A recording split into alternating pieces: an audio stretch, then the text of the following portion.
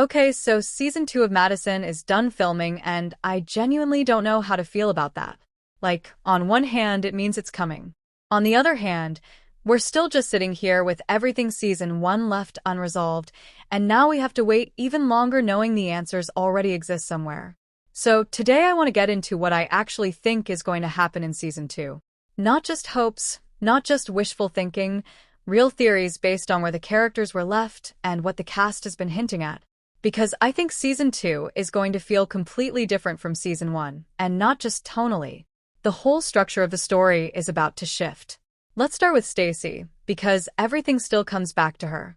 Her going back to Montana at the end of season 1 was not a small decision. The show framed it quietly, almost like she just slipped away, but that's exactly what makes it so heavy. She didn't leave because she had a plan. She left because she couldn't stay. And there's a big difference between those two things. One is moving forward. The other is running towards something you're not even sure exists anymore. And that's what I think season 2 is really going to dig into. Because Montana in her head is still tied to Preston. That's where her version of him lives. But the longer she's actually there, physically in that space, the harder it's going to be to hold on to that version. She already read his journal. She already got a glimpse of something more complicated than the man she remembered. But reading something and living somewhere are completely different things. Being in that environment every single day is going to bring up details she buried, moments she reinterpreted, things she maybe chose not to look at too closely while he was alive. And when that starts happening, her grief doesn't just deepen. It changes shape entirely. That's a much harder thing to watch than someone simply being sad. It's someone realizing the person they've been grieving might not have been exactly who they thought. And that kind of grief has no clean exit. Now, the therapist situation. I'm not going to pretend that wasn't building into something by the end of season 1 because it clearly was. The dynamic shifted. It stopped feeling purely professional. And I think season 2 is going to have to address that directly, especially now that Stacy is back in Montana and physically removed from that relationship.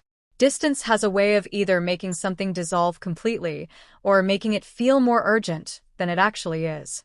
And for someone like Stacy, who is already looking for something to hold on to, that could go sideways really fast. But here's the thing, if the show actually goes there, it's not going to be romantic.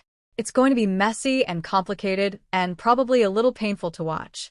Because you can't separate that from everything it means for her grief, for her connection to Preston, for the whole foundation of who she's been this entire first season.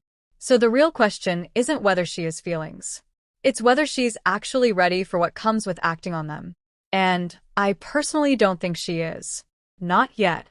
Let's talk about Abby because I feel like her story got a little overshadowed and season 2 might be where she actually takes up more space. What happened with Ben in Montana was never properly closed.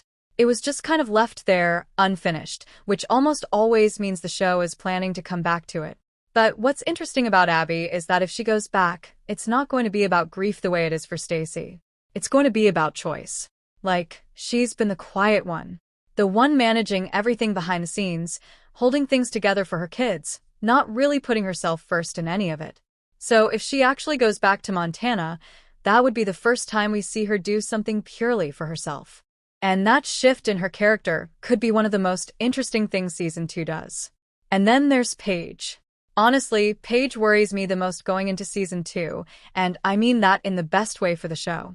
She's been the most openly reactive one, the most visibly struggling, and she still hasn't found solid ground.